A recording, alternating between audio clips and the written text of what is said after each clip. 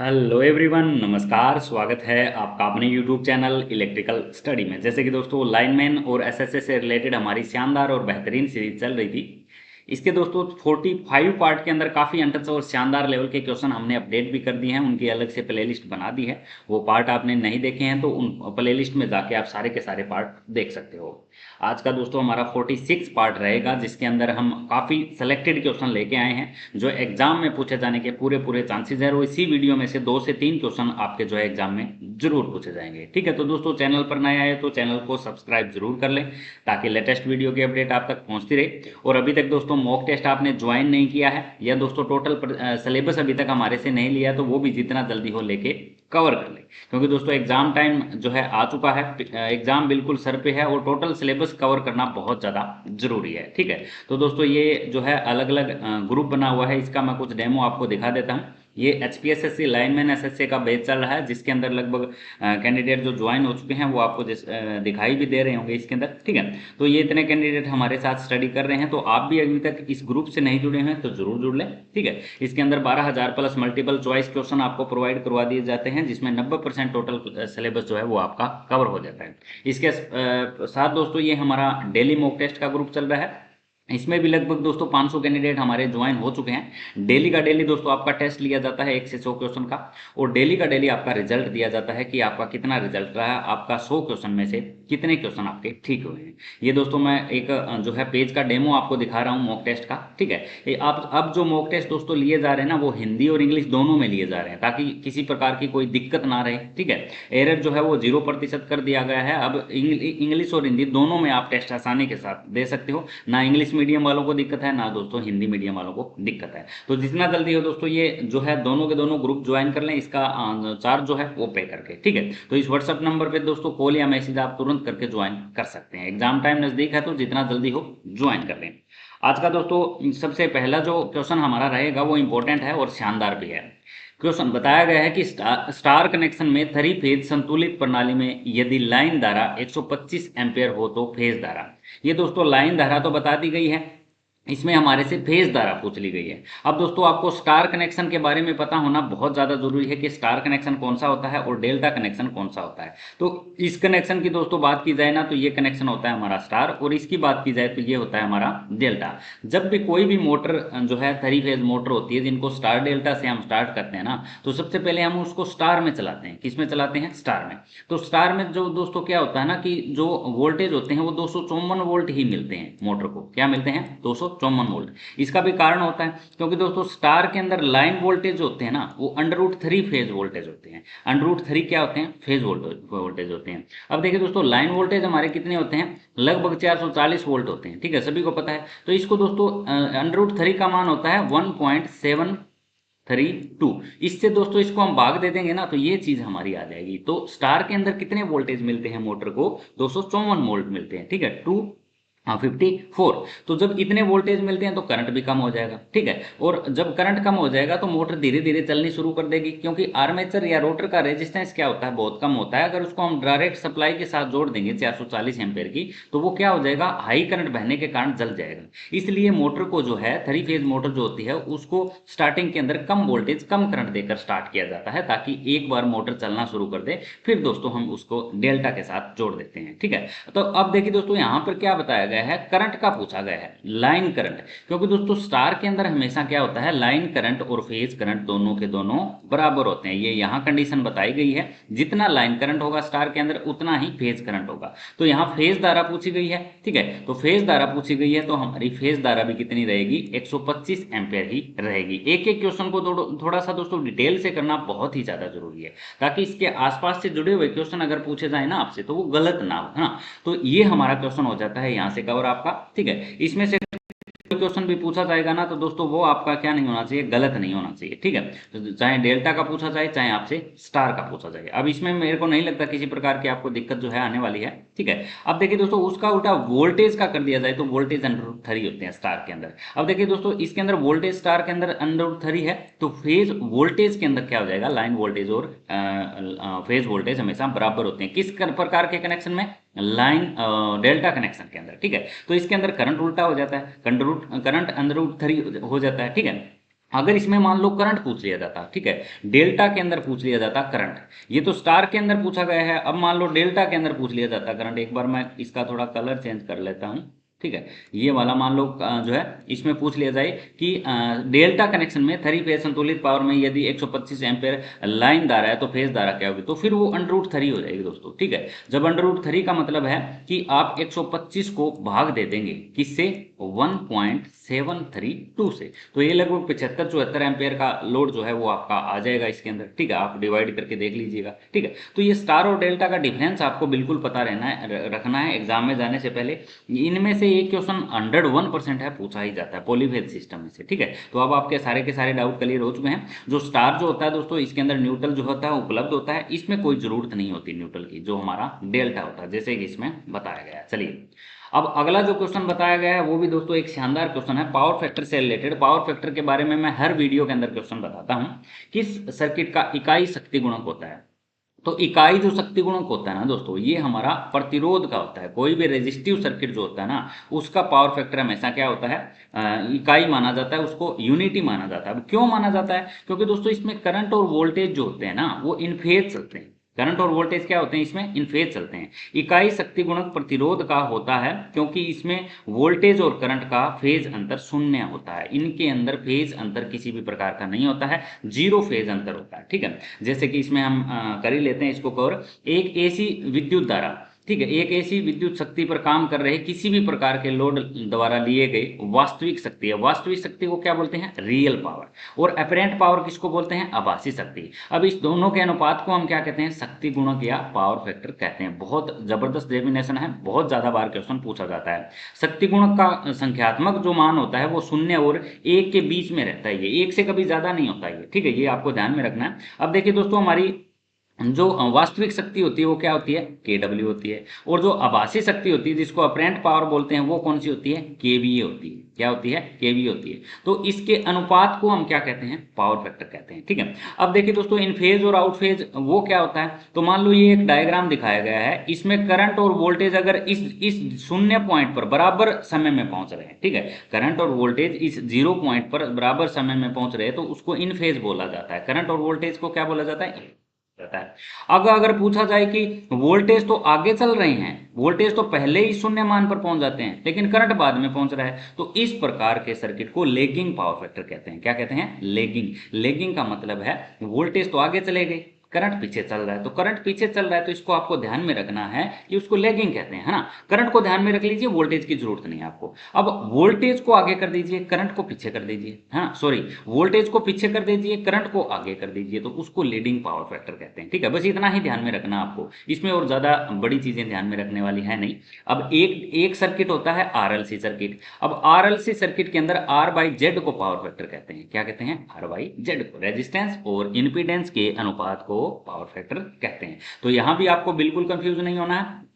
RLC circuit में से चाहे पूछा जाए, चाहे दोस्तों इस प्रकार के सर्किट में पूछा जाए। अब प्रेरकत्व सर्किट है, प्रेरकत्व को क्या कहते हैं, इंडक्टिव सर्किट। इंडक्टिव सर्किट के अंदर क्या होता है, वोल्टेज हमेशा पीछे चलते हैं, करंट आगे चलता है, तो इस प्रकार के पावर फैक्टर को लेगिंग पावर फैक्टर कहते हैं, है ना। तो कोई भी चीज पीछे चल रही है ना, करंट को आपको हमेशा ध्यान में रखना है। अगर करंट पीछे चल रहा है तो हमारा लेगिंग पावर फैक्टर है, करंट आगे चल रहा है तो हमारा लीडिंग पावर फैक्टर है, करंट और वोल्टेज समान चल रहे हैं तो वो हमारा जो है यूनिटी पावर फैक्टर है, ठीक है। तो इस प्रकार की चीजें आपको ध्यान में रखनी है, इनके अंदर ज्यादा ना आपको कंफ्यूज होने की जरूरत नहीं है, आपको मोटा मोटा समझना है, क्योंकि इलेक्ट्रिकल लाइन एक ऐसी लाइन है जिसके अंदर घुसते जाओगे तो कंफ्यूज होते जाओगे, आपको मोटी मोटी चीजें समझ लेनी है एक बार, है ना। सिंगल फेज में ऐसी शक्ति पावर क्या होती है, तो सिंगल फेज में क्या होता है, वोल्टेज गुना करंट गुना पावर फैक्टर, ठीक है। कई बार cos फाई लिख देते हैं, इसको ऐसे cos फाई से डिनोट कर देते हैं, ठीक है। तो ये आपको ध्यान में रखना है, वोल्टेज गुना करंट सिंगल फेज ऐसी शक्ति की पावर होती है। 3 की होती है तो 3 फेज कर देते हैं। देखिए दोस्तों, जो सिंगल फेज जो पावर इंड्यूस्ड होती है ना, जो पैदा होती है, उसके अंदर कॉइल जो होती है वो 90 डिग्री पर रखी जाती है। कितने डिग्री पर, दोनों के दोनों कॉइल 90 डिग्री पर रखी जाती है। जो हमारी 3 फेज की कॉइल होती है दोस्तों, इन सभी को 120 डिग्री पर रखा जाता है, ये आपको बिल्कुल ध्यान में रखना है, ठीक है। जो 3 फेज की बात की जाए तो 120 डिग्री, और इसकी बात की जाए तो 90 डिग्री पर रखी जाती है, क्योंकि दोस्तों 3 फेज के अंदर एक सर्कल कंप्लीट हमें करना है, तो उसके अंदर दोस्तों 120 को 3 से गुना करोगे तो 360 का सर्कल आपका कंप्लीट हो जाएगा। तो ये चीज आपको बिल्कुल ध्यान में रखनी है। तो ये दोस्तों हमारी 3 फेज मशीन बताई गई है। थ्री फेज इंडक्शन मोटर का डायग्राम दिखाया गया है। जो थ्री फेज इंडक्शन मोटरें होती हैं ना दोस्तों, इनको हमेशा डबल अर्थ किया जाता है। क्या किया जाता है? डबल अर्थ। ये दोस्तों हमारा इसके अंदर सिंगल फेज सप्लाई भी हम ले सकते हैं। ये हमारा स्विच बोर्ड लगा होता है। जो ये दोस्तों स्विच बोर्ड होता है ना, ये बेकेलाइट का बना होता है। इसको भी आपको ध्यान में रखना है। One way two way switch होते हैं जो, ठीक है। और ये हमारा बल्ब है। इस बल्ब का फिलामेंट पूछ लिया जाता है कई बार किसका बना होता है, तो टंगस्टन का बना होता है, ठीक है। और इसके अंदर क्या भरी होती है? आर्गन गैस भरी होती है। वो आर्गन गैस क्यों भरी होती है, ऐसा क्वेश्चन पूछ लिया जाए तो क्या करोगे? तो कुछ नहीं करना। इसके अंदर दोस्तों इसको ऑक्सीजन से बचाने के लिए, जो बाहर की तरफ क्या है? ऑक्सीजन है। ऑक्सीजन इसके अंदर चली जाएगी तो इसका वाष्पीकरण क्रिया जो है वो हो जाएगी, इलेक्ट्रो डिस्चार्जिंग क्रिया हो जाएगी, जिससे ये जल जाएगा फिलामेंट, ठीक है। तो इसको बाहरी ऑक्सीजन या बाहरी एटमॉस्फेयर से बचाने के लिए इसको एक बल्ब के अंदर डाल के आर्गन गैस इसमें भर दी जाती है, ठीक है। तो ये हो जाता है क्वेश्चन। तो ये हमारा रेड है, येलो ब्लू थ्री फेज का आपको पता ही है, कलर कोड होता है रेड, येलो और ब्लू। न्यूट्रल का हमेशा होता है ब्लैक, और अर्थ का पूछा जाए तो वो होता है हमेशा ग्रीन। ये कलर कोडिंग भी दोस्तों आपको ध्यान में रखने चाहिए, ठीक है। तो सिंगल फेज एसी शक्ति की पावर होती है वोल्टेज गुना करंट गुना में कोस फाई भी लिख देते हैं, पावर फैक्टर भी लिख देते हैं। देखिए अगला क्वेश्चन है ना, वो बहुत शानदार है। लेंज का नियम। लेंज का नियम जब भी क्वेश्चन पूछा जाए ना, तो आपको हमेशा ये याद रखना बात है कि वो विरोध करता है हमेशा किसी ना किसी चीज का, ठीक है। तो इसका जो राइट ऑप्शन रहेगा ना, वो हमेशा रहेगा बी। ये फ्लक्स के बदलाव का विरोध करता है, ठीक है। तो लेंज का नियम थोड़ा सा हम समझ भी लेते हैं। लेंज का नियम हमेशा क्वेश्चन पूछा जाता है एग्जाम में, ठीक है। तो आपको कंफ्यूज नहीं होना है। लेंज के नियम पुष्टि फैराडे के प्रयोगों से, जो फैराडे के ही तो हो गए ना। इंडक्शन किससे है? सभी का सभी फैराडे के इलेक्ट्रोमैग्नेटिक इंडक्शन के सिद्धांत पे सभी मोटर जनरेटर काम करते हैं। तो हमारा फैराडे के प्रयोगों से क्या हो जाती है? इसकी पुष्टि हो जाती है, ठीक है, लेंज के नियम की। चुंबक व कुंडली वाले प्रयोग में जब हम चुंबक के उत्तरी ध्रुव को कुंडली के पास लेके जाते हैं, ठीक है, उत्तरी ध्रुव को कुंडली के पास लेके जाते हैं, नॉर्थ की बात की गई है। ये हमारी कोई कॉइल है, ठीक है, इसको हम इसके पास लेके जा रहे हैं, ठीक है। तो क्या होगा? तो कुंडली में प्रेरित धारा एसी धारा में प्रवाहित होती है कि कुंडली का चुंबक के सामने वाले उत्तरी ध्रुव की तरह कार्य करता है। इसके आसपास हुए चुंबक को दूर हटाने का, जो यहाँ पे मैग्नेटिक फील्ड जो पैदा हो रहा है उसको दूर हटाने का प्रयास करती है, ठीक है, उसकी गति का विरोध करती है। इसीलिए तो इसको कहते हैं, ये हमेशा फ्लक्स के बदलाव का विरोध करती है, ठीक है। तो यहाँ से क्वेश्चन पूछा जाएगा तो आपको कंफ्यूज बिल्कुल नहीं होना है, ठीक है। लेंज का नियम हमेशा विरोधाभास में ही रहता है। ये हमेशा क्या करता है, जो जिसके कारण ये पैदा हो रहा है ना, ये उसी का ही विरोध करता है ना। तो ये आपको ध्यान में रखना है। अगला क्वेश्चन दोस्तों बहुत अच्छे लेवल का बताया गया है। एक विद्युत चुंबक से बनाया जाता है। एक विद्युत चुंबक किसके द्वारा बनाया जाता है? तो इसका दोस्तों राइट ऑप्शन हमारा रहेगा डी। प्रणालिका से विद्युत धारा प्रवाहित करके, प्रणालिका से विद्युत धारा प्रवाहित करके एक विद्युत चुंबक बनाया जाता है। ये जैसे दिखाया गया है, ये हमारा एक लोहे की रोड लगा लेते हैं। इसके ऊपर दोस्तों सोलेनोइड वायर से जो है वायरिंग कर रखी है आपस में, इसको इंसुलेटेड करके, और इसको डीसी सप्लाई से जोड़ रखा है। तो ये हमारा इलेक्ट्रोमैग्नेट का एक बेस्ट एग्जाम्पल हो जाता है। उसके बाद दोस्तों इलेक्ट्रोमैग्नेट के कहाँ कहाँ उपयोग किए जाते हैं वो पढ़ना बहुत ही ज़्यादा जरूरी है। सबसे पहला उपयोग इसमें बताया गया है, इसमें विद्युत उपकरणों में प्रयुक्त किया जाता है। जैसे हमारी बिजली की घंटी हो जाती है, ठीक है, बिजली की घंटी, पंखों, रेडियो, ठीक है, रेडियो के अलावा कंप्यूटरों में इनका उपयोग किया जाता है। विद्युत मोटरों में, जनरेटर का निर्माण में इसका प्रयुक्त होता है। इलेक्ट्रोमैग्नेट की दोस्तों हम बात कर रहे हैं, है ना। इस्पात की छड़ों को चुंबक बनाने के लिए इसका प्रयोग किया जाता है। चुंबकीय पदार्थों को उठाने में, जो बहुत बड़े मैग्नेटिक पावर जो होते हैं, मान लो कोई भी लोहे की बहुत बड़ी रोड या मशीन है जिसको उठाया जाना मुश्किल है, तो चुंबकीय पदार्थों को इसे इलेक्ट्रोमैग्नेट की क्रिया से उठाया जा सकता है। चट्टानों को तोड़ने में भी इसका प्रयोग किया जाता है। अयस्क में से चुंबकीय और अचुंबकीय पदार्थों को अलग करने में भी इसका प्रयोग किया जाता है। ये तो पता ही है, कोई भी चुंबक पदार्थ है वो चुंबक के साथ चिपक जाएगा, वो अचुंबकीय वो नहीं चिपकेगा, तो उसको भी अलग करने के लिए इसका यूज करते हैं। तो ये इतने यूज जो है ये है हमारे इलेक्ट्रोमैग्नेट के, विद्युत चुंबक के, ठीक है। हमारा जो पूरा इलेक्ट्रिकल डिपार्टमेंट जो होता है ना दोस्तों, वो सारा इलेक्ट्रोमैग्नेट पर ही डिपेंड है, ठीक है। अगर मैग्नेट हम निकाल दें, मैग्नेटिज्म अगर हम निकाल दें ना इलेक्ट्रिकल लाइन में, तो हमारा कुछ बचेगा ही नहीं, ठीक है। कोई मोटर नहीं घूमेगी, कोई जनरेटर नहीं घूमेगा, कोई मशीन नहीं घूमेगी, ठीक है। तो इलेक्ट्रोमैग्नेट पे ही पूरा सिस्टम हमारा डिपेंड है। अगला क्वेश्चन दोस्तों बहुत ही अच्छे लेवल का है, जो इलेक्ट्रॉनिक्स से संबंधित है। मोसफेट का पूरा नाम क्या है? तो मोसफेट की फुल फॉर्म दोस्तों हमने वैसे उस टेस्ट में भी करवा दी है, जो टेस्ट हुआ है हमारा हाल ही में 27। अगर दोस्तों हमारा मॉक टेस्ट लेते हो ना, जो पिछले 27 मॉक टेस्ट हो चुके हैं, वो भी आपको फ्री ऑफ कॉस्ट प्रोवाइड करवा दिए जाते हैं। 27 मॉक टेस्ट हो चुके हैं, जिनमें लगभग 3000 प्लस एमसीक्यू है, जो सिलेक्टेड है, जो कवर करने एक टाइप से बहुत ज़्यादा जरूरी है। वो आपको इसके साथ ही फ्री ऑफ कॉस्ट प्रोवाइड करवा दिए जाते हैं 249 के अंदर, ठीक है। टोटल सिलेबस लेते हो तो वो हमारा 150 के अंदर, टोटल बेस ज्वाइन करना है तो 249 के अंदर आप ज्वाइन कर सकते हो, ठीक है। अब देखिए दोस्तों इसमें क्या बताया गया, मोस्फेट का पूरा नाम पूछा गया है तो metal oxide semiconductor field effect transistor, ये हो जाता है। अब देखिए दोस्तों जो SCR होता है उसका ऐसा सिंबल होता है जिसको SCR बोल देते हैं, 100 एम्पेयर तक जिसको यूज करते हैं हमारा, ठीक है। एनोड, कैथोड और गेट, इसके ये 3 पार्ट होते हैं, ये आपको ध्यान में रखने हैं, एनोड, गेट और कैथोड। ये हमारा SCR है। SCR का पूरा फुल फॉर्म होता है सिलिकॉन कंट्रोल्ड रेक्टिफायर। उसके बाद दोस्तों हमारा आ जाता है BJT का बाइपोलर जंक्शन ट्रांजिस्टर, ठीक है। इसके भी 3 होते हैं, एमिटर, बेस और कलेक्टर। एमिटर, बेस और कलेक्टर दोस्तों मैंने एम्पलीफायर की वीडियो में सब कुछ ये चीजें बता दी है, तो वो वीडियो आपने नहीं देखी है तो वो एक बार जरूर देख लें। आगे दोस्तों मोस्फेट है, metal oxide semiconductor field effect transistor. FET का पूछा जाए ना दोस्तों तो इसका हमेशा फील्ड इफेक्ट ट्रांजिस्टर रहेगा, ठीक है। उसके बाद दोस्तों इसके जो पार्ट होते हैं, इसके जो पॉइंट होते हैं, वो एक तो ड्रेन होता है, एक गेट होता है और एक होता है सोर्स। तो उसके बाद दोस्तों हमारा IGBT आ जाता है। ये IGBT की फुल फॉर्म तो बहुत ही ज्यादा बार एग्जाम में पूछी गई है, ठीक है। तो इसको आपको बिल्कुल ध्यान में रखना है। इंटीग्रेटेड बाइपोलर ट्रांजिस्टर, इसकी फुल फॉर्म क्या होती है, इंटीग्रेटेड बाइपोलर ट्रांजिस्टर। ये दोस्तों हमारा इसका पार्ट कलेक्टर होता है, ये गेट होता है और ये हमारा एमिटर होता है, ठीक है। तो यहाँ से कोई भी क्वेश्चन उठाया जाएगा तो आपको बिल्कुल कंफ्यूज नहीं होना है, ठीक है। चाहे मॉसफेट का क्वेश्चन पूछा जाए, और मैंने दोस्तों इलेक्ट्रॉनिक्स की एक अलग वीडियो बना भी दी है, ठीक है, वो भी एक बार वीडियो जरूर देख लें, उसमें SCR, डायोड, रेक्टिफायर, इन सभी के क्वेश्चन डाले हुए हैं, ठीक है। तो मॉसफेट का फुल फॉर्म हो जाता है metal oxide semiconductor field effect transistor. एक दोस्तों हमारा BJT हो जाता है, बाइपोलर जंक्शन ट्रांजिस्टर। एक दोस्तों UJT हो जाता है, UJT से भी क्वेश्चन उठाया जा सकता है। एक FET हो जाता है। तो इनसे रिलेटेड फुल फॉर्म से रिलेटेड लगभग क्वेश्चन जो है हम कवर कर चुके हैं। अगला जो क्वेश्चन है दोस्तों वो है चुंबकीय फ्लक्स घनत्व की इकाई है। चुंबकीय फ्लक्स घनत्व की इकाई की दोस्तों बात की गई है। चुंबकीय फ्लक्स से रिलेटेड जो जितने भी क्वेश्चन बनते हैं वो दोस्तों हमने लगभग कवर करवा दिए हैं। तो चुंबकीय फ्लक्स घनत्व की इकाई का दोस्तों आपको कमेंट बॉक्स के अंदर रिप्लाई करना है, ठीक है। चुंबकीय फ्लक्स घनत्व की किस में मापा जाता है, आपको रिप्लाई करना है कमेंट बॉक्स के अंदर, ठीक है। इसके अंदर दोस्तों क्या होता है ना कि इसकी परिभाषा की हम बात करें तो चुंबकीय फ्लक्स घनत्व एक परिभाषित क्षेत्रफल के माध्यम से प्रवाहित होने वाले फ्लक्स की मात्रा जो फ्लक्स की दिशा लंबवत होती है। इसके अंदर फ्लक्स की दिशा क्या होती है दोस्तों, लंबवत होती है। इसमें बी दोस्तों क्या होता है, चुंबकीय फ्लक्स घनत्व। फाई दोस्तों क्या होता है, चुंबकीय फ्लक्स जिसको वेबर के अंदर मापते हैं। और दोस्तों ए होता है क्षेत्रफल, क्षेत्रफल कितना रखा गया है जिसको मीटर स्क्वायर के अंदर मापा जाता है। अब देखिए दोस्तों चुंबकीय फ्लक्स घनत्व की इकाई जो है वो SI जो इकाई है वो क्या है, इसकी टेस्ला है, ठीक है। क्या है, टेस्ला, चुंबकीय फ्लक्स घनत्व की। वैसे दोस्तों इसकी इकाई अलग अलग है चुंबकीय फ्लक्स घनत्व की, और एस्टेड में भी इसको मापा जाता है, टेस्ला में भी मापा जाता है और गोस में भी मापा जाता है। इन तीनों को ही चुंबकीय फ्लक्स घनत्व को मापा जाता है। सबसे पहले तो आपको ये याद रखना है।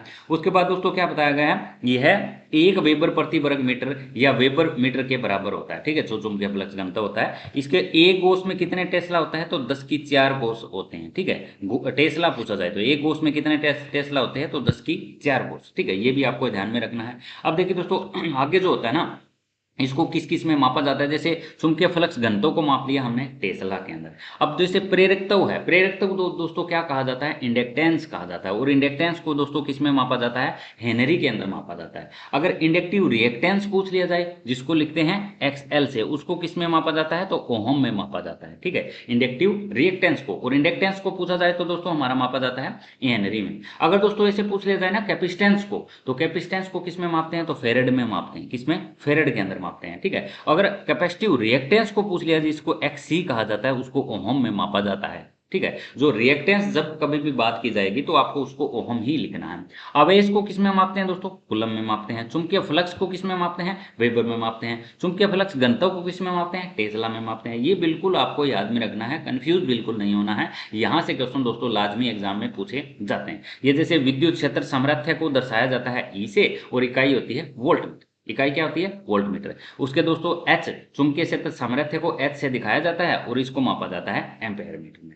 आगे दोस्तों D होता है चुंबकीय फ्लक्स घनत्व, और इसको मापा जाता है सेंटीमीटर स्क्वायर के अंदर। इकाई की बात की गई यहाँ पे। चुंबकीय फ्लक्स घनत्व दोस्तों B से जो है डिनोट किया जाता है, इकाई इसकी T हो जाती है। उसके बाद दोस्तों विद्युत धारा घनत्व और चुंबकीय फ्लक्स घनत्व, इसको J से दर्शाते हैं और इसको दोस्तों K से दर्शाते हैं। तो इतने दोस्तों पॉइंट जो है चुंबकीय से मैग्नेट से रिलेटेड बनते हैं जो आपको बिल्कुल कवर करने हैं। कंफ्यूज दोस्तों इसमें आपको बिल्कुल नहीं होना है। चलिए अगला जो क्वेश्चन दोस्तों पूछा गया है वो डीसी जनरेटर में इंटरपोल क्यों लगाए जाते हैं। डीसी जनरेटर की दोस्तों यहाँ पे बात की गई है, तो डीसी जनरेटर के अंदर इंटरपोल क्यों लगाए जाते हैं। इंटरपोल क्या होते हैं दोस्तों, जैसे ये हमारे मेन पोल हो गए, ठीक है, इनसे छोटे छोटे पोल होते हैं, जैसे ये हमारा छोटा पोल हो गया, ये हमारा छोटा पोल हो गया, तो ये मेन पोलों के बीच में लगाए जाते हैं। इसके कनेक्शन आर्मेचर के सीरीज में किए जाते हैं, और ये जो किए जाते हैं ना दोस्तों, ये आर्मेचर रिएक्शन को कम करने के लिए किए जाते हैं। ठीक है, ये जो क्रॉस मैग्नेट का प्रभाव जो बनता है आर्मेचर द्वारा, जो आर्मेचर रिएक्शन क्या होता है, सबसे पहले ये चीज समझनी जरूरी है। अब देखिए दोस्तों, आर्मेचर जब घूमता है ना, तो इसके कंडक्टरों में करंट फ्लो होता है।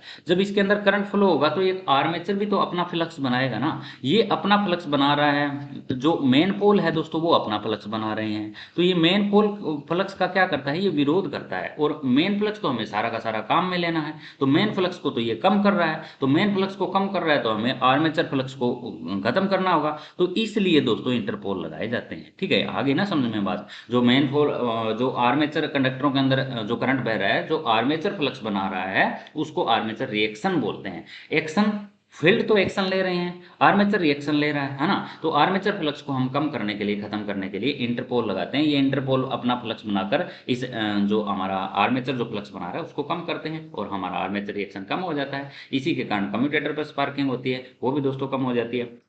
देखिए, अब और क्या क्या क्वेश्चन बनते हैं डीसी जनरेटर से। वेव वाउंड आर्मेचर में पथों की संख्या क्या होती है। वेव वाउंड की दोस्तों बात की गई है, तो इसके अंदर दो हमेशा दो ही पोल, दो ही रास्ते होते हैं। वेव वाउंड पूछा जाए ना, तो इसमें हमेशा क्या होते हैं, दो ही जो है हमारे पोल होते हैं। डीसी जनरेटर में बैक ईएमएफ उत्पन्न होता है। बैक ईएमएफ जो होता है वो आर्मेचर वाइंडिंग के अंदर उत्पन्न होता है, ना कि फील्ड वाइंडिंग के अंदर, ये आपको ध्यान रखना बिल्कुल। डीसी मोटर में बैक ईएमएफ कहाँ पैदा होता है, तो ये हमेशा आर्मेचर वाइंडिंग के अंदर पैदा होता है। अगला क्वेश्चन दोस्तों क्या पूछा जा सकता है डीसी जनरेटर में से। एक बार दोस्तों मैं इसको साफ कर लेता हूं थोड़ा सा, ताकि किसी प्रकार की दिक्कत ना आए। ठीक है, ये हो चुका है।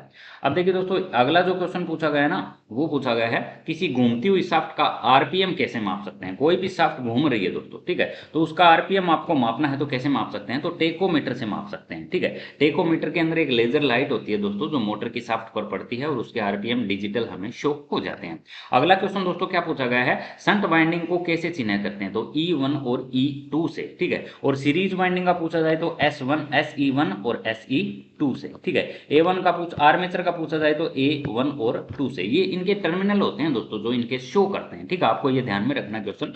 अगला क्वेश्चन दोस्तों पूछा जा सकता है संट वाइंडिंग, ये तो हमारी संट वाइंडिंग के क्वेश्चन डबल हो जाते हैं। ठीक है, कोई दिक्कत नहीं है। अगला क्वेश्चन है सेपरेटली एक्साइटेड जनरेटर में फील्ड वाइंडिंग उत्तेजित होती है, तो एक्साइटर से होती है। जब सेपरेटली की बात की जा रही है ना दोस्तों, सेपरेटली मतलब कोई सेपरेट चीज से एक्साइट किया जा रहा है, तो वो एक्साइटर से ही एक्साइट किया जाता है। ठीक है, अब देखिए दोस्तों, अगला क्वेश्चन क्या पूछा जा सकता है, डीसी मोटर की योग बनी होती है। छोटी डीसी मोटर की पूछी जाए तो कास्ट आयरन की बनी होती है, अगर बड़ी का पूछा जाए तो कास्ट स्टील की बनी होती है, बड़ी की पूछी जाए तो, है ना, आपको बिल्कुल ये चीज ध्यान में रखनी है। अगला क्वेश्चन, आर्मेचर की कौन सी वाइंडिंग के समांतर पथों की संख्या 2 होती है, तो ये हम कर चुके हैं, ये वेव वाइंडिंग के अंदर होता है। लेप जो वाइंडिंग होती है ना दोस्तों, वो हमेशा पोल जितने होते हैं उतने ही उसमें करंट बहने के रास्ते होते हैं। ठीक है, तो उसमें आपको पोल से याद रखना है। उसके बाद दोस्तों हमारा क्वेश्चन बन जाता है ये वाला, निम्न में से कौन सा आर्मेचर वाइंडिंग का प्रकार है। ठीक है, तो शंट वाइंडिंग दोस्तों ये फील्ड के अंदर होती है, कंपाउंड वाइंडिंग ये फील्ड के अंदर होती है, प्राइमरी वाइंडिंग ये ट्रांसफार्मर के अंदर होती है, लेकिन लेप जो वाइंडिंग होती है ना दोस्तों, ये आर्मेचर वाइंडिंग है, ये आर्मेचर वाइंडिंग का एक प्रकार है। लेप और वेव वाइंडिंग जो होती है दोस्तों, ये आर्मेचर वाइंडिंग के प्रकार होते हैं। जो स्लॉट होते हैं आर्मेचर में, वो भी दोस्तों 3 प्रकार के होते हैं, क्लोज, ओपन और सेमी क्लोज। यहाँ से भी हो सकता है क्वेश्चन आपसे पूछ लिया जाए, तो कंफ्यूज बिल्कुल नहीं होना है। 10 क्वेश्चन क्या पूछा जा सकता है, आर्मेचर की घूर्णन गति माप सकते हैं, तो ये हमारा हो चुका है, टेकोमीटर से माप सकते हैं। तो इतने क्वेश्चन दोस्तों डीसी जनरेटर से जो आपको बिल्कुल कवर करने की जरूरत थी। जब दो कैपेसिटर आपस में श्रेणी क्रम में जोड़े जाते हैं, दो कैपेसिटर है दोस्तों, ये हमारा एक कैपेसिटर है और ये हमारा दूसरा कैपेसिटर है, इनको जोड़ दिया दोस्तों हमारा श्रेणी क्रम में, यानी सीरीज में जोड़ दिया। ठीक है, तो अब आप दोस्तों इसको सॉर्ट आउट करोगे, कैसे करोगे, इसमें ऑप्शन दिए हुए हैं कि इसका मान घट जाता है, इसका मान बढ़ जाता है, इसका मान फिक्स रहता है, तो आप आसानी के साथ इसमें बता सकते हो। ये हमारे जो कनेक्शन है दोस्तों, ये वाले कनेक्शन, ये वाले, तो ठीक है, तो इसमें क्या बताया गया है, एक बार मैं पेन ले लेता हूं। ये वाली चीज है, ठीक है। इसमें सीरीज में कनेक्शन जोड़ रखे हैं सभी के अंदर। जब सीरीज के अंदर दो कैपेसिटरों को आपस में जोड़ा जाता है ना दोस्तों, तो इनका मान हमेशा कम होता है, ठीक है। ये वाला सीरीज बताया गया है कि इसके अंदर हमेशा मान क्या होता है, सीरीज के अंदर कम होता है। अगर दोस्तों पैरेलल में जोड़ा जाए तो इनका मान क्या होता है, हमेशा बढ़ता रहता है। जो हमारा सीरीज और पैरेलल कनेक्शन रेजिस्टेंस का होता है ना, तो रेजिस्टेंस का कैपेसिटर उल्टा होता है, ये आपको ध्यान में रखनी है। रेजिस्टेंस का कैपेसिटर क्या होता है, उल्टा होता है। अब देखिए दोस्तों, रेजिस्टेंस तो सीरीज में जोड़ते हैं तो डायरेक्ट उनको ऐड कर देते हैं, जोड़ देते हैं। लेकिन कैपेसिटर की बात की जाए ना, तो ये उल्टा हो जाता है। सीरीज के अंदर मान घट जाता है, पैरेलल के अंदर डायरेक्ट जोड़ के मान इनका बढ़ जाता है। तो इसका जो राइट ऑप्शन रहेगा वो आप आसानी से बता सकते हो, आपको कमेंट बॉक्स के अंदर रिप्लाई करना है। जब दो कैपेसिटर आपस में श्रेणी क्रम में जोड़े जाते हैं तो उनका मान घट जाता है, बढ़ जाता है या फिक्स रहता है, आपको कमेंट बॉक्स के अंदर रिप्लाई करना है।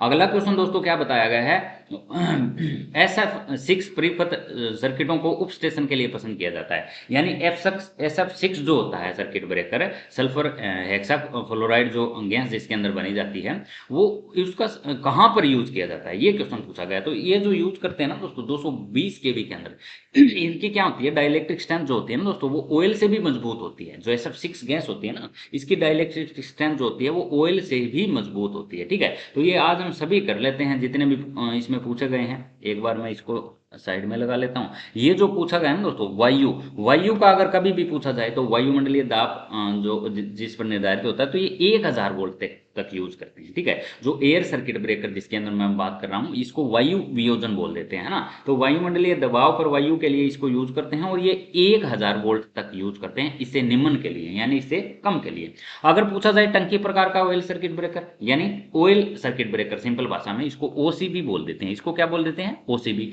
ओसीबी का पूछा जाए ना तो दोस्तों ये 33 केवी तक यूज करते हैं। कितने तक, 33 केवी तक। बिल्कुल याद रखना है इसको दोस्तों, स्क्रीनशॉट भी ले लें। ये पीडीएफ भी हम ग्रुप के अंदर प्रोवाइड करवा देंगे, जो ग्रुप बच्चे ज्वाइन कर चुके हैं ना, है ना।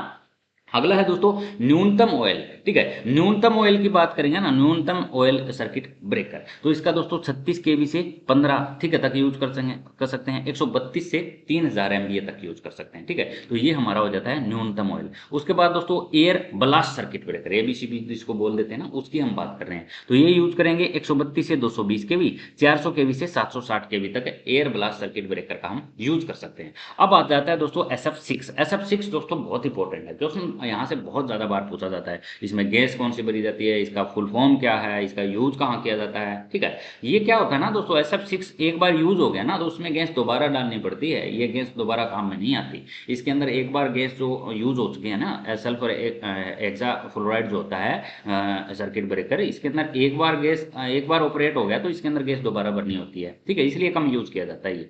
तो ये हमारी गैस हो जाती है 132 से 220 केवी और 400 से 760 केवी तक दोस्तों इसका यूज करते हैं। यानी एबीसीबी का भी यूज यहीं पे करते हैं। एबीसीबी एयर ब्लास्ट सर्किट ब्रेकर जो हो जाता है हमारा, ठीक है।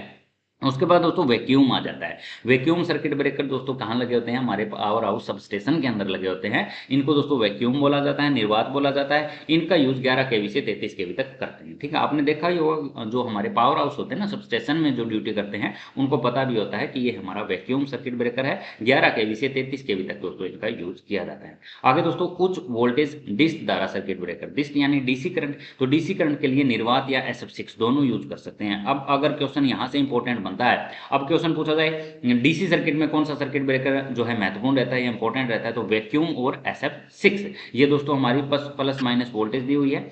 500 किलो वोल्ट डीसी तक हम उच्च वोल्टेज हाई वोल्टेज डीसी के लिए हम निर्वात यानी वैक्यूम या SF6 सर्किट ब्रेकर हम यूज कर सकते हैं, ठीक है। तो यहाँ से क्वेश्चन कोई भी पूछा जाए ना एग्जाम में, इसका स्क्रीनशॉट ले लें दोस्तों, ठीक है। तो यहाँ से कोई क्वेश्चन पूछा जाए तो आपको कंफ्यूज नहीं होना है, तो बिल्कुल ये क्वेश्चन भी आपको ध्यान में रखना है। अब बढ़ लेते हैं दोस्तों हमारे आज के नेक्स्ट क्वेश्चन की तरफ। नेक्स्ट क्वेश्चन बताया गया है एचआरसी फ्यूज। अब एचआरसी फ्यूज दोस्तों कितना इंपॉर्टेंट है, डबल स्टार लगा के इसको इंपॉर्टेंट में ही रखें। यहाँ से तो क्वेश्चन हर बार पूछा जाता है, कोई एग्जाम ऐसा होता ही नहीं है जिसमें एचआरसी फ्यूज से क्वेश्चन देखने को ना मिले। तो एक एचआरसी फ्यूज की बाहरी परत किस पदार्थ की बनी होती है, तो ये बनी होती है दोस्तों, राइट ऑप्शन हम रहेगा हमारा डी, एपॉक्सी रेजिन की बनी होती है। किसकी, एपॉक्सी रेजिन की। अब थोड़ी सी इसकी डेफिनेशन और पूरा हम इसका एक्सप्लेन कर लेते हैं एचआरसी फ्यूज का। नंगे तारों वाली ओवरहेड लाइन में इसका प्रयोग किया जाता है। सबसे पहले तो इसका यूज ओवरहेड लाइन में नंगे तारों के अंदर यूज किया जाता है। जब कभी भी तूफान आंधी, तेज हवाओं, अन्य किसी कारण से ओवरहेड लाइन के नंगे तार आपस में कुछ क्षण के लिए मिल जाते हैं, कुछ क्षण के लिए क्या हो जाते हैं, शॉर्ट सर्किट हो जाते हैं। तो इस आंशिक समय के शॉर्ट सर्किट के कारण एचआरसी फ्यूज अपनी निर्धारित क्षमता से दोगुनी करंट को कुछ क्षणों तक सह सकता है। यही क्वेश्चन तो इंपॉर्टेंट बनता है, ऐसा कौन सा फ्यूज है जो दोगुनी करंट तक को कुछ क्षणों तक सहन कर सकता है, तो वो होता है हमारा एचआरसी फ्यूज। एचआरसी फ्यूज का फुल फॉर्म होता है हाई रैप्चरिंग कैपेसिटी फ्यूज। ये ओवरहेड लाइनों के अंदर जब शॉर्ट सर्किट हो जाता है तो कुछ क्षण तक इस शॉर्ट सर्किट करंट को ये सहन कर सकता है, लेकिन यह शॉर्ट सर्किट 3 से 4 क्षणों तक दूर नहीं होता तो यह फ्यूज एचआरसी उड़ जाता है। 3 से 4 क्षणों तक नहीं हो ना, तो ये जैसे कुछ हैवी फॉल्ट हो जाते हैं तो वो कुछ ऐसे फॉल्ट होते हैं जो ऑटोमेटिकली ठीक हो जाते हैं, जैसे कोई तार मिली आपस में आंधी तूफान में, ठीक है, और वो तार फिर अलग भी हो गए तो उस टाइम तो फ्यूज नहीं उड़ेगा ना ये, तो इसलिए उस एचआरसी फ्यूज नहीं उड़ता है, और कुछ क्षण तक नहीं वो अलग हुए तार तो वो उड़ भी जाता है। सामान्य इस प्रकार के फ्यूज 30 एम्पेयर से 1000 एम्पेयर करंट के लिए बनाए जाते हैं। वेरी वेरी इंपॉर्टेंट है दोस्तों, ये इसका डायग्राम आपको दिखाया गया है। अंदर वाला फ्यूज एलिमेंट होता है, इसको कोर्टेज बोलते हैं। ये दोस्तों फ्यूज लिंक कॉन्टैक्ट होता है। ये दोस्तों अचालक पूर्ण होता है जो इसके अंदर भरा जाता है। ये हमारा ब्रास एंड केप होती है, ठीक है। अब देखिए दोस्तों थोड़ी सी लाइन इसके अंदर और रह जाती है। एचआरसी फ्यूज के निर्माण के लिए वायु रोध कांच एवं या पोर्सलिन ट्यूब का, इसमें दोस्तों वायु बिल्कुल नहीं होती है, वायु को निकाल दिया जाता है। वायुरुद्ध कांच या पोर्सलिन ट्यूब का उपयोग किया जाता है। इस ट्यूब के अंदर बीचों बीच फ्यूज वायर को लगा दिया जाता है। फ्यूज वायर के तारों और अचालक पदार्थ की चूर्ण भर देते हैं। ये जो अचालक पदार्थ की चूर्ण है वो इसके अंदर दोस्तों भर देते हैं ताकि हेवी स्पार्किंग की वजह से आग आदि लगने का खतरा ना रहे, जिस कारण फ्यूज तार के जलने से वहां आग लगने का खतरा नहीं रहता, ठीक है, आग से बचाने के लिए। अब क्वेश्चन पूछा जाए कौन सा फ्यूज है जिससे आग लगने का खतरा नहीं रहता, तो एचआरसी फ्यूज है। ऐसा कौन सा फ्यूज है जो शॉर्ट सर्किट के कुछ क्षणों तक करंट को सहन कर सकता है, तो एचआरसी फ्यूज है। ऐसा कौन सा करंट फ्यूज है जिसके अंदर चूर्ण भरी जाती है, तो एचआरसी फ्यूज है। तो ऐसे बहुत सारे क्वेश्चन हो सकता है एग्जाम में बन जाए और आपसे पूछ भी ली जाए, तो बिल्कुल आपको ये कवर करके चलना है। अब अगला जो क्वेश्चन है दोस्तों वो किससे संबंधित है, सोडियम वेपर लैंप से संबंधित है। अब सोडियम वेपर लैंप को भी दोस्तों आपको अच्छे से बिल्कुल याद रखना है। सोडियम वेपर लैंप की कॉस्ट किस बात के कारण बढ़ जाती है, यानी दोस्तों इसका रेट जो है, ठीक है, वो कॉस्ट जो है इसकी किस कारण भाग से बढ़ जाती है, तो इसके अंदर दोस्तों जो ट्रांसफार्मर जो यूज करते हैं हाई लीकेज रिएक्टेंस ट्रांसफार्मर है, उसके कारण इसकी कॉस्ट बढ़ जाती है, क्योंकि दोस्तों वो हाई लीकेज रिएक्टेंस ट्रांसफार्मर जो होता है ना वो बहुत महंगा होता है, ठीक है, इसलिए दोस्तों इसकी कॉस्ट बढ़ जाती है। अब दोस्तों जो सोडियम वेपर लैंप है वो पहले कौन सा रंग देता है, तो पहले देता है दोस्तों हल्का गुलाबी, ठीक है, पहले कौन सी रंग की रोशनी देता है, तो हल्का गुलाबी। बाद में कौन सी रोशनी देता है, तो ये पीले रंग की रोशनी देता है। ये आपको बिल्कुल याद में रखना है, यहाँ से क्वेश्चन पूछा जाता है। अब थोड़ी सी इसकी स्पेसिफिकेशन हम देख लेते हैं। इनकी दक्षता 110 वाट ल्यूमन प्रति वाट होती है। सबसे पहले तो ये आपको ध्यान में रखना है। सोडियम लैंप का उपयोग गलियों में, मैंने हमेशा एक चीज आपको सिखाई है कि आपको उपयोग हमेशा पढ़ना है, ठीक है, चाहे आप जनरेटर पढ़ रहे हो, चाहे इलेक्ट्रॉनिक्स पढ़ रहे हो, चाहे अल्टरनेटर पढ़ रहे हो, चाहे दोस्तों आप कोई भी इलेक्ट्रिकल इंस्ट्रूमेंट पढ़ रहे हो, तो उसका उपयोग हमेशा आपको पढ़ना है। कि एग्जामिनर जो एग्जाम बनाता है ना दोस्तों वो उपयोग से क्वेश्चन डालता है ज्यादा, ठीक है, तो आपको उपयोग हमेशा सभी के सभी पढ़ना है। तो रेलवे लाइन के अंदर यूज करते हैं, चौराहों के अंदर यूज करते हैं, उसके बाद दोस्तों हमारा कोहरे में यूज करते हैं, तो इन जगह पर इसका विशेष प्रकार से उपयोग होता है। सबसे पहले सोडियम वेपर लैंप का उपयोग आपको ध्यान में है। इनका पीले रंग कोहरे में आसानी से बेच सकता है। अब पीला रंग जो होता है ना दोस्तों, अब क्वेश्चन पूछा जाएगा एक सड़क पर बहुत कोहरा आया हुआ तो वहां किस प्रकार का लैंप यूजेबल होगा, तो वहां पीले रंग की रोशनी कौन सा देगा, तो सोडियम वेपर लैंप देगा, ठीक है। इसका जीवन काल 6000 घंटे होता है, ठीक है, अगर इसकी लाइफ की बात की जाए तो इसका 6000 घंटे जीवन काल होता है। यह लैंप 2 से 5 मिनट में पूर्ण रोशनी देता है। कई कई बुक्स के अंदर दोस्तों 10 मिनट भी लिखा होता है। जो low pressure sodium vapour lamp होते हैं वो लगभग 10 मिनट का समय ले लेते हैं। जो हाई प्रेशर होते हैं दोस्तों ये लगभग 2 से 5 मिनट का समय ले लेते हैं। दो प्रकार के लैंप हो जाते हैं दोस्तों, सोडियम वेपर और एक तो low pressure sodium vapour lamp, एक हो जाता है दोस्तों हमारा high pressure sodium vapour lamp. High leakage reactance transformer लगा होता है, इसी ट्रांसफार्मर के कारण दोस्तों इसका कॉस्ट जो है वो बढ़ जाता है। जो धारा को सीमा में रखता है, वोल्टेज को घटा देता है। वर्तमान में high pressure sodium vapour lamp अधिक उपयोग में। अब क्वेश्चन पूछा जाए वर्तमान में कौन सा लैंप यूज किया जा रहा है, तो वो दोस्तों high pressure sodium vapour lamp use किया जाता है। तो ये दोस्तों आपका सोडियम वेपर लैंप दिखाया गया है। इसकी लंबाई को बढ़ाने के लिए इसमें यू आकार की एक ट्यूब बना देते हैं, ठीक है, उनके बीच के ये बाहर वाली ट्यूब और बीच वाली ट्यूब के बीच के जो हवा होती है ना दोस्तों वो भी निकाल ली जाती है, ठीक है। तो इसमें दोस्तों कुछ सोडियम के दाने वगैरह भरे होते हैं। तो इसका कंस्ट्रक्शन मैंने पहले भी बहुत बार वीडियो के अंदर बता दिया है। अगला जो क्वेश्चन पूछा गया है दोस्तों वो यूनिवर्सल मोटर से संबंधित है। अब ऐसा कोई एग्जाम होता ही नहीं ना जहां यूनिवर्सल और सीरीज मोटर से क्वेश्चन ना पूछा जाए।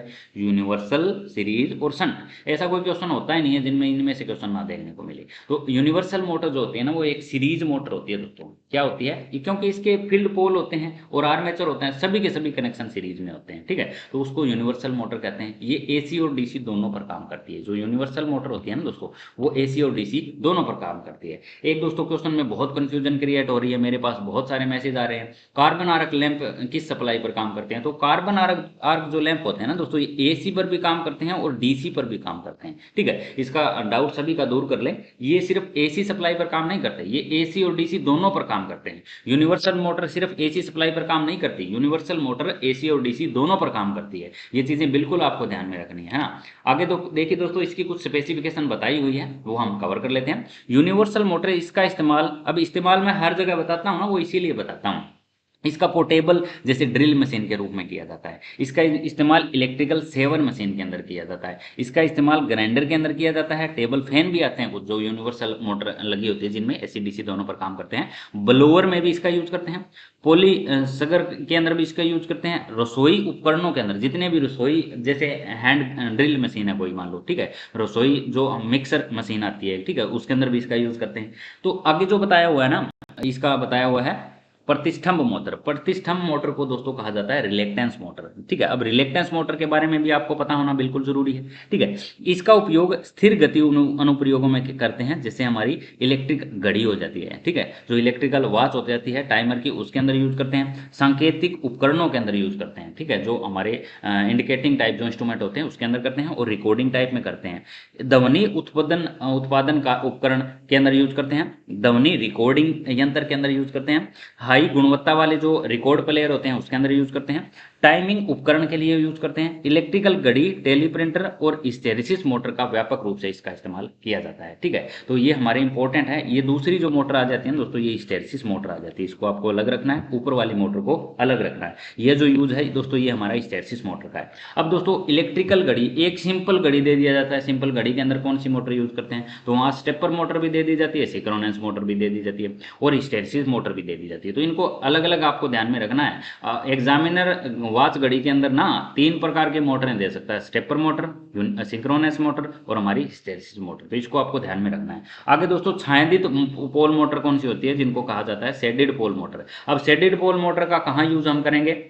रिले पंखों के अंदर, छोटे उपकरणों के अंदर, निकास पंखों, हेयर ड्राइव, वातानुकूलित और प्रशीतन उपकरण, कूलिंग पंखों के अंदर, प्रोजेक्टर के अंदर, फोटोकॉपी मशीनों के अंदर इसका उपयोग किया जाता है। इसका इस्तेमाल इलेक्ट्रॉनिक घड़ियों और एकल फेज जो टाइमिंग मोटर होती है उसके अंदर भी करते हैं। तो ये सभी प्रकार की मोटरें जो है ना सिंगल फेज, वो मैंने दोस्तों आपकी लगभग कवर करवा दी है। तो इसमें अब अगर कोई क्वेश्चन पूछा जाए तो आपसे जो है बिल्कुल गलत नहीं होना चाहिए क्वेश्चन, ठीक है। अब देखिए दोस्तों ये क्वेश्चन भी बताया गया है इसमें।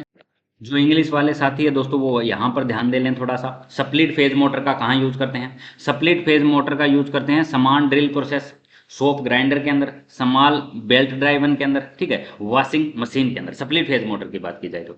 परमानेंट कैपेसिटर मोटर की बात की जाए तो बहुत ज्यादा इंपॉर्टेंट है। रेफ्रिजरेटर का एग्जाम में हर बार क्वेश्चन पूछा जाता है परमानेंट मोटर का। एयर कंडीशनर हो जाता है, सेलिंग फैन हो जाता है, कंप्रेसर हो जाता है, ये परमानेंट मोटर के एग्जाम्पल है। ये शेडेड पोल मोटर के hair dryer, toys, record player, small fans, electronics जो इलेक्ट्रॉनिक जो क्लॉक्स होती है उनके अंदर। यूनिवर्सल मोटर का दोस्तों मैं सबको बता चुका हूँ। इलेक्ट्रिकल शेयर के अंदर सेविंग मशीन, किचन, ठीक है, table fan, domestic mixer, vacuum cleaner, इन सभी के अंदर जो है यूनिवर्सल मोटर का यूज किया जाता है। जिनके अंदर दोस्तों आपको बिल्कुल ध्यान में रखना है कि कम्यूटेटर लग जाता है ना, तो वहां पर इस प्रकार के मोटर का यूज किया जाता है। तो मोटर लगभग सिंगल फेज मैंने सारी प्रकार की करवाई दी है, आपको शायद अच्छा से याद रहेगा। अगला क्वेश्चन है कंजर्वेटर टैंक कितना बड़ा होता है? तो ये क्वेश्चन दोस्तों मैंने पहले करवा दिया है।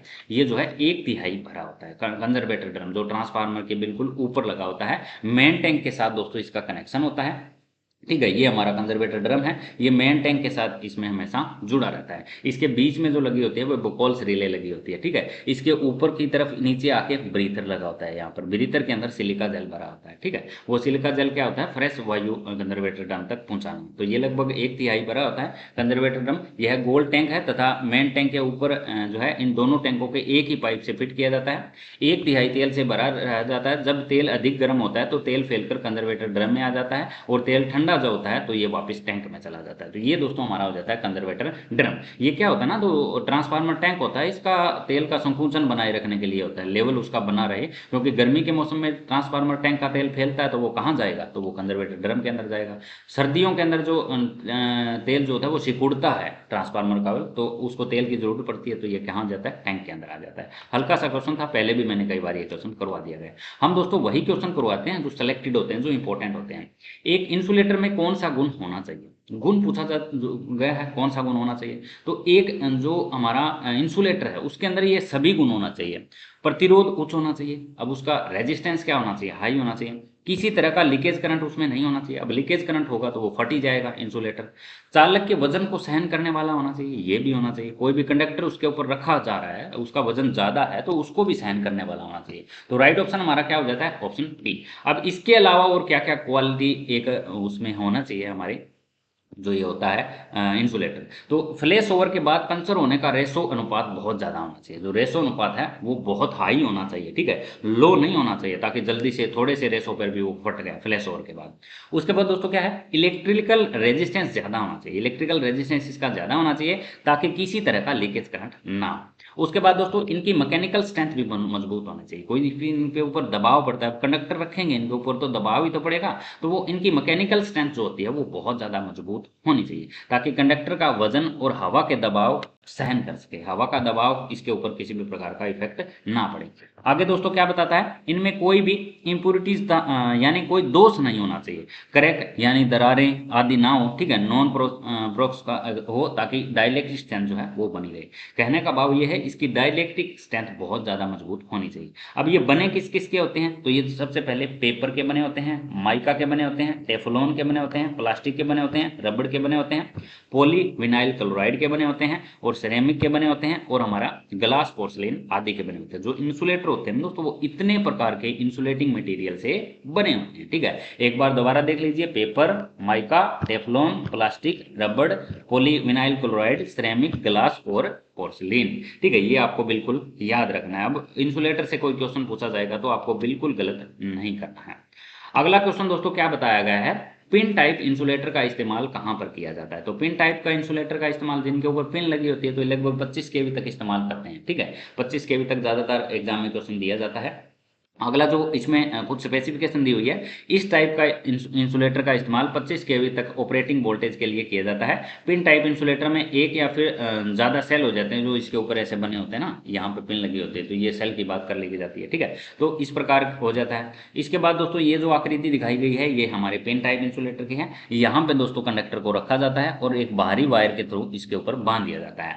तो इसके अंदर एक ही चीज़ की सावधानी हमें रखी जानी चाहिए कि ये जो इंसुलेटर यूज करते हैं ना दोस्तों, तो ये हमेशा स्ट्रेट लाइन के अंदर यूज करते हैं, ठीक है, स्ट्रेट लाइन के अंदर यूज करते हैं ताकि कंडक्टर का भार जो है आसानी के साथ सहन कर सके। अगर अगर स्ट्रेट लाइन नहीं है, उसमें मोड़ है, किसी प्रकार का घुमाव है, तो वहां पे जो होगा ना दोस्तों, ठीक है, तो वहां पे ये कभी भी जो कंडक्टर है वो गिर सकता है, ये इंसुलेटर को तोड़ भी सकता है, ठीक है। तो इसलिए इसका यूज करते हैं। ज्यादा सेल इस्तेमाल इसलिए होता है ताकि लीकेज पेच के लिए जितनी चाहिए उतनी जगह मिल जाए, ताकि पावर कंडक्टर और इंसुलेटर के पिन का फ्लैश और वोल्टेज बढ़ जाए, इसलिए ये वाली जो होती है, ठीक है, ये सेल जो होती है ये इसलिए यूज करते हैं।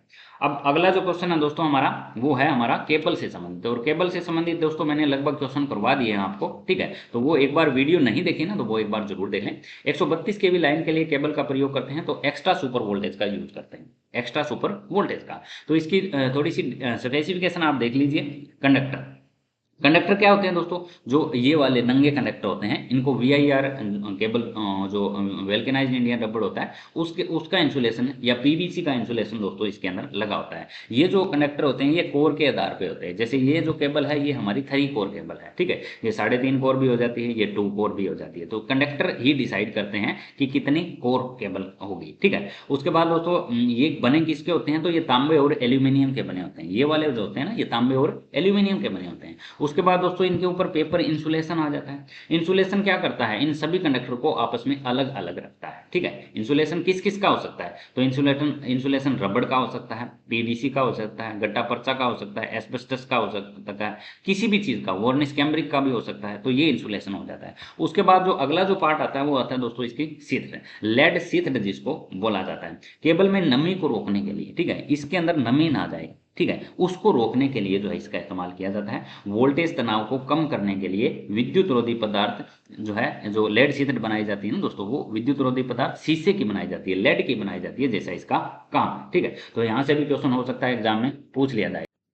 अब अगला जो पार्ट आता है ना दोस्तों, वो आता है हमारा बेंडिंग। अब बेंडिंग से रिलेटेड भी दोस्तों आपने हर बार एग्जाम में क्वेश्चन देखा होगा कि बेंडिंग का क्या करे। एग्जाम में क्वेश्चन ना इनसे अलग अलग पूछा जाएगा। तो शीट की आर्मरिंग से यांत्रिक सुरक्षा के लिए, इसकी यांत्रिक सुरक्षा के लिए इसके ऊपर बेंडिंग लगाई जाती है। एक दूसरे के ये जो परत चढ़ी होती है ना दोस्तों, ये एक दूसरे पर डिपेंड रहती है, वो उसकी रक्षा करती है, वो उसकी रक्षा करती है, ऐसे। अब क्वेश्चन पूछा जाए बेंडिंग बनाई किसकी की जाती है, तो ये जूट, हेल्सियन या क्लोथ की बनाई जाती है। एक तो जूट, हेल्सियन, क्लोथ या रेशेदार पदार्थ, तीन प्रकार के पदार्थों से बेंडिंग हमेशा बनी होती है। दोबारा बता देता हूँ, जूट, हेल्सियन, क्लोथ और हमारा लास्ट हो जाता है रेशेदार पदार्थ। आगे जो पार्ट आता है दोस्तों, वो आता है हमारा आर्मरिंग। अब आर्मरिंग क्या होता है, ये इसकी बेंडिंग की मैकेनिकल जो है चोट से सुरक्षा करने के लिए आर्मरिंग की जाती है। ठीक है, तो बाहरी यांत्रिक चोटों से सुरक्षा करने के लिए बनाया जाता है। अब ये आर्मरिंग किसकी बनी होती है, तो ये भी आपको ध्यान में रखना है। तो ये दोस्तों बनी होती है हमारी पित्तल या स्टील टेप की, पित्तल या स्टील टेप की, ये आपको बिल्कुल ध्यान में रखना है। ठीक है, पित्तल या स्टील टेप की, ये ज्यादा बार पूछा जाता है एग्जाम में।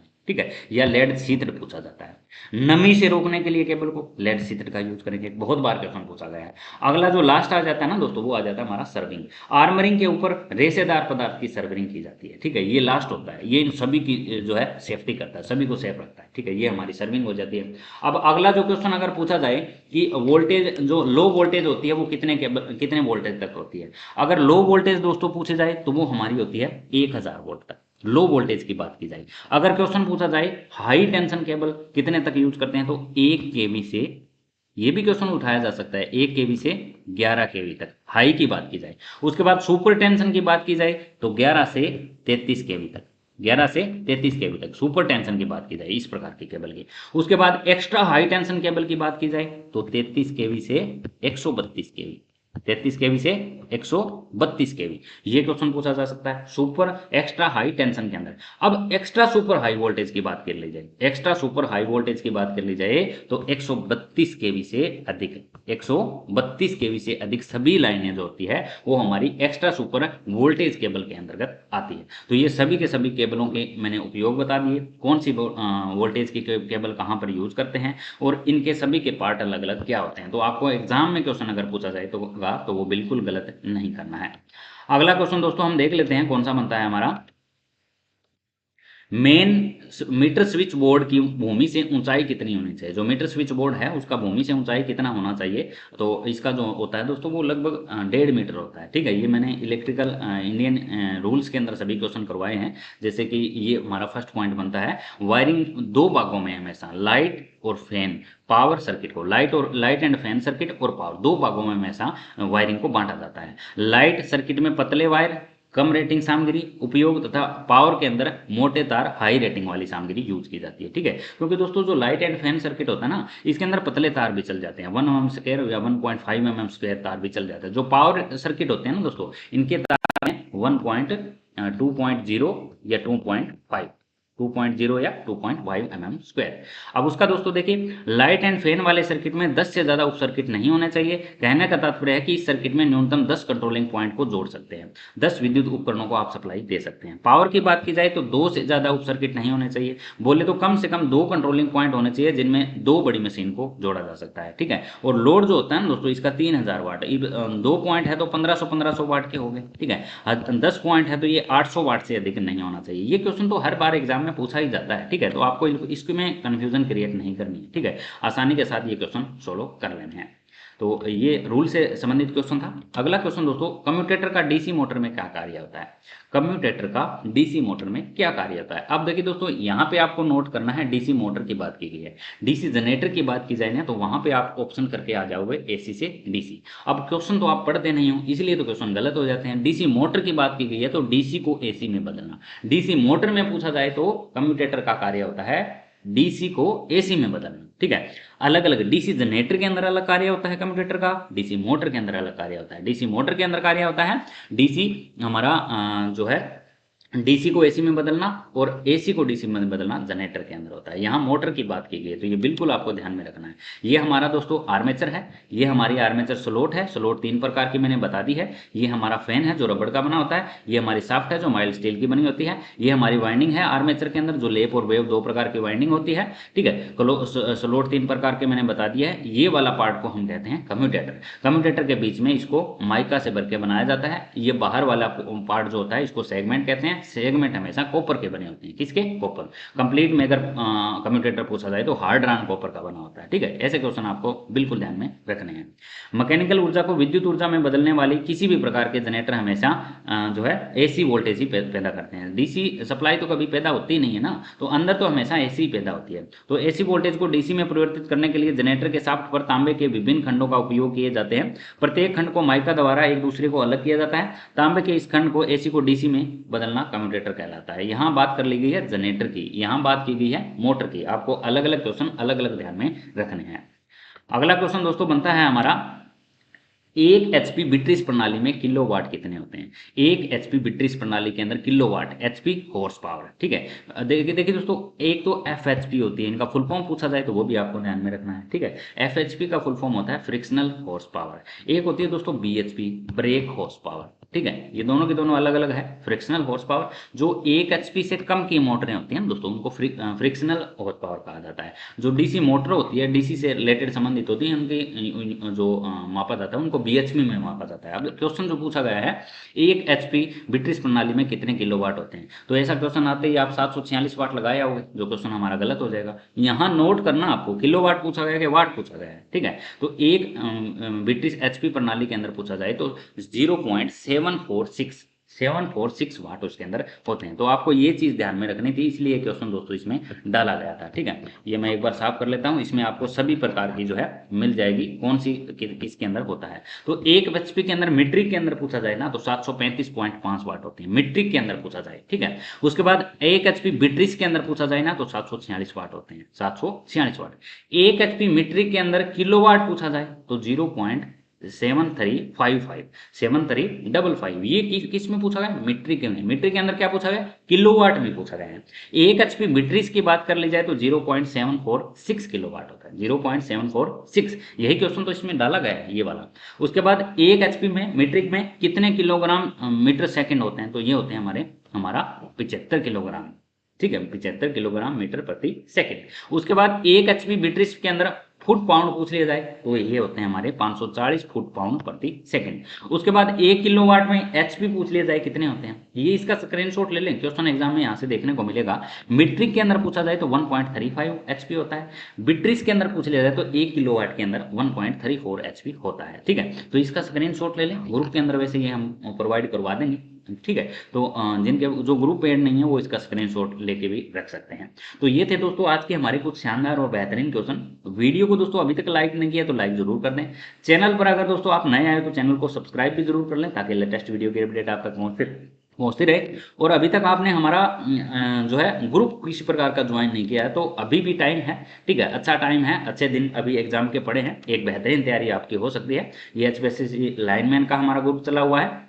उसके बाद दोस्तों ये वाला जो ग्रुप है ये डेली मॉक टेस्ट का ग्रुप चला हुआ है, ठीक है। तो इनको आप जितना जल्दी हो ज्वाइन कर लें। इसके अंदर दोस्तों आपको टोटल सिलेबस मिल जाता है, इसमें 99 में आप ग्रुप ज्वाइन कर लेते हो, ठीक है। तो 99 और 249 के अंदर आप हमारे टोटल बैच के अंदर जुड़ जाते हो। ये दोस्तों आपको एक पेज का डेमो भी दिखाया गया है, इलेक्ट्रिकल जो मॉक टेस्ट चल रहे हैं, आप डेमो देख के भी दोस्तों ज्वाइन कर सकते हो। और आपको जितने भी 27 मॉक टेस्ट हमारे हो चुके हैं वो भी आपको इसी के साथ फ्री ऑफ कॉस्ट प्रोवाइड करवा दिए जाते हैं। तो ये सिलेबस जितना जल्दी हो कवर कर लें, हमारे साथ जितना जल्दी हो जुड़ के स्टडी जो है रेगुलर बेसिस शुरू करते हैं। मिलते हैं दोस्तों जल्द ही नेक्स्ट वीडियो में, तब तक दोस्तों नमस्कार, जय हिंद, जय भारत।